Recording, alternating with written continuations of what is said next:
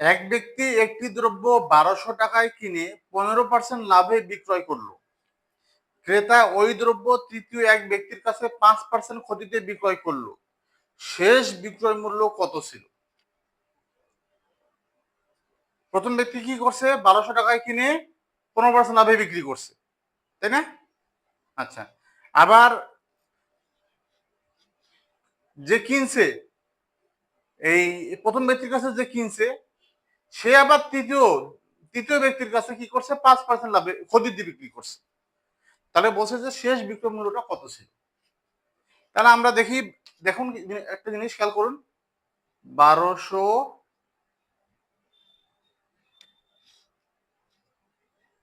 আমরা এটাকে কিভাবে লিখি দেখেন দেখি। 1200 সাথে যদি আরো 15% লাভ আমরা যোগ করি, তাহলে কিভাবে লিখি আমরা? আগে 1200 লিখি, তাই না? তারপর যোগ কি করি? 1200 এর 15%, তাই না? এভাবে লিখি না আমরা? এভাবে লিখি।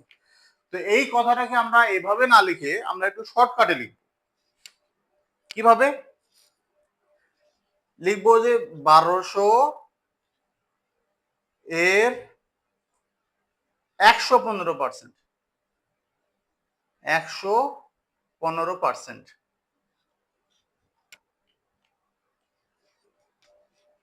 এই কথাটাকে সংক্ষেপে ভেবে লেখা যায়।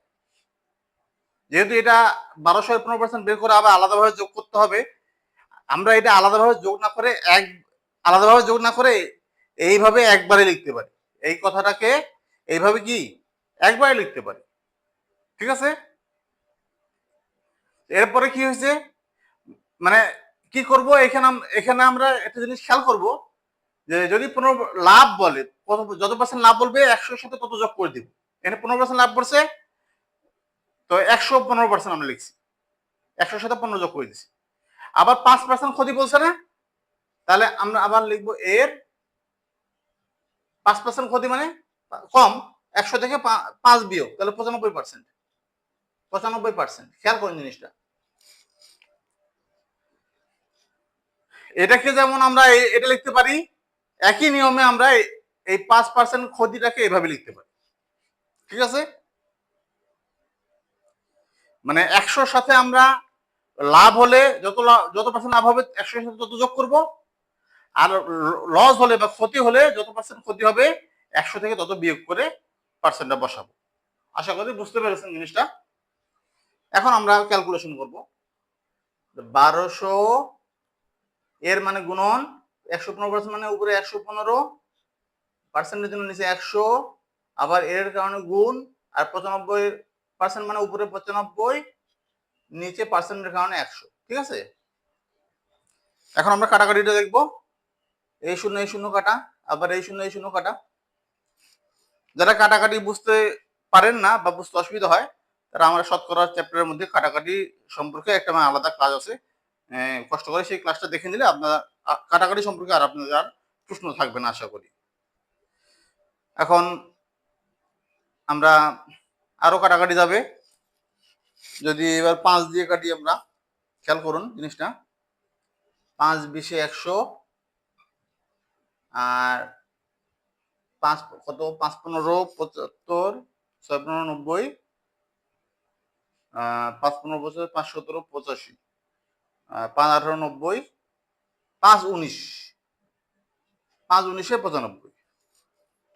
আবার আমরা 5 দিয়ে কাটতে পারবো।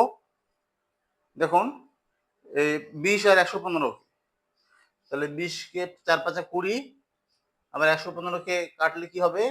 5 2 10, আর 15 3 5 15 23। তাহলে আবার 4 দিয়ে 12 কে কাটতে পারবো। 4 একে 4, 3 এ 4 12। তাহলে আমরা আর কিন্তু কাটাকাটি যাচ্ছে না, দেখেন নিচে কিন্তু আর কিছুই নাই, নিচে সব এক গুলো না দিলেও চলে, এই জন্য আমি এক দিই। তো উপরে আছে আমাদের 3 গুণন 23 গুণন 19, তাই না?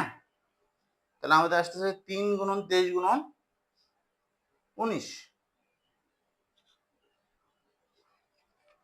3 দিয়ে 23 কে 3 3 19 57, আচ্ছা 3 3 3 9, 3 2 6 69 গুণন 19। এটা যদি আমরা গুণ করি 69কে 19 দ্বারা গুণ করলে কত হয়? 9 লং 21-এর 1, 21-এর 1 হাতে 8, 6 লং 54 আর 8-এ কত হয়? 62। 9-কে 9, 6-কে 6, 1, 9 দিয়ে 11, 1 হাতে 1, 6-কে 6, 713। তাহলে 1311 টাকা সমান সমান 1311 টাকা হচ্ছে আমাদের শেষ বিক্রয় মূল্য। আশা করি আপনারা বুঝতে পেরেছেন।